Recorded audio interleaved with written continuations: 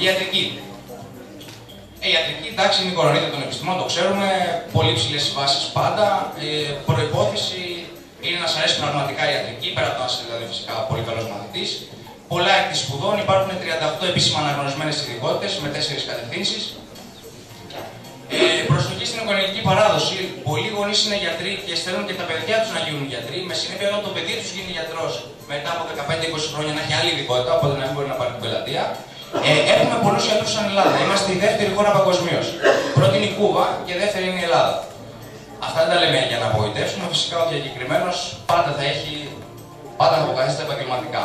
Η ιδιοϊατρική είναι μια ομάδα σχολών, 2 τμήματα υπάρχουν στην Αθήνα και στη Θεσσαλονίκη.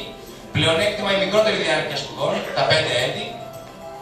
Ένα μέσο κεφάλαιο για να ξέρετε και εσείς γονείς για τα παιδιά που θα περάσουν οδοντιατρία είναι γύρω στα 25.000 ευρώ για να ανοίξει ένα οδοντιατρίο. Πάλι έχουμε πολλούς οδοντιατρούς στην Ελλάδα, είμαστε η πρώτη χώρα στην Ευρωπαϊκή Ένωση.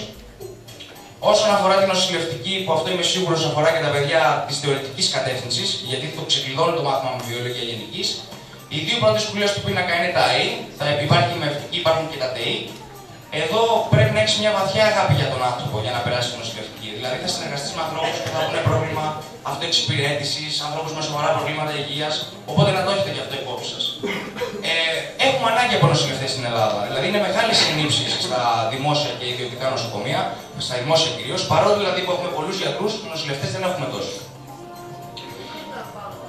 Δεν προσλαμβάνουν, όχι. Ναι, αλλά υπάρχουν ελλείψεις, υπάρχουν. Όσον αφορά τη βιοτεολογία και τη διατροφολογία, είναι ένας ιδιαίτερος αναπτυσσόμενος τομέας. Εκτιμάμε ότι με την ίδια λογική που κάποια κτίρια έχουν τεχνικό ασφαλείας, έτσι και σε μερικά χρόνια μαγαζιά εστίασης, ξενοδοχεία, εστιατόρια θα χρειάζονται το υπεύθυνο διατροφολόγο, ο οποίος θα υποπτεύει το μενού, ας πούμε.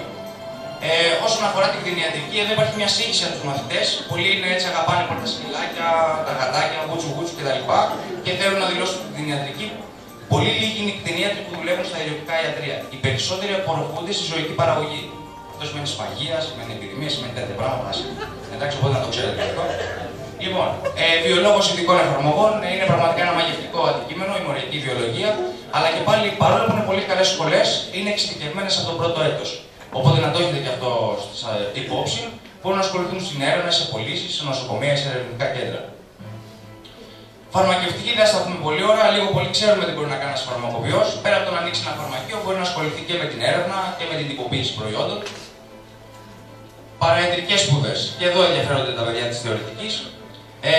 Πολύ αξιόλογα τμήματα και καλά. Το ΤΕΙ της λογοθεραπείας είναι από τα λίγα τμήματα που δεν έχουν καθόλου ανεργία. Δηλαδή, όλοι οι απόφοιτοι με το που βγουν βγαίνουν και βρίσκουν κατευθείαν δουλειά. Ιατρικών εργαστήριων είναι πολύ καλό τμήμα. Αισθητική και κοσμοτολογία είναι επίσης δυναμικό τμήμα. Μπορείς να εργαστείς και σε κέντρα αισθητικής, αλλά και σε ιδιωτικό επάγγελμα, να ανοίξεις δηλαδή ένα αισθητικό κέντρο. Το οπτικής και οπτομετρίας, τα καταστήματα οπτικών. Κλείνοντας το δεύτερο πεδίο, έχουμε τους φυσιοθεραπευτές. Οι φυσιοθεραπευτές, μια δυναμική ειδικότητα, είναι υπεύθυνοι για αποκατάσταση διάφορων ασθενειών, δουλεύουν σε κέντρα αποκατάστασης ή ιδιωτικά εργαστήρια. Ο λογοθεραπευτής, εδώ επειδή πολλοί μου λένε θέλω να γίνω λογοθεραπευτής, δεν υπάρχει τμήμα στην Αθήνα, μόνο στην Πάτρα και στα Ιωάννα, πολλοί μαθητές δεν το γνωρίζουν αυτό. Ασχολούνται με παιδιά τα οποία έχουν μαθησιακές δυσκολίες, δυσλεξία για παράδειγμα, ή με κάποιους μετά από ένα τύχημα που έχουν έτσι ένα πρόβλημα στην άρθρωση και τους βοηθούν. Είναι γενικά επάγγελμα που θεωρείται ότι έχει αποκατάσταση.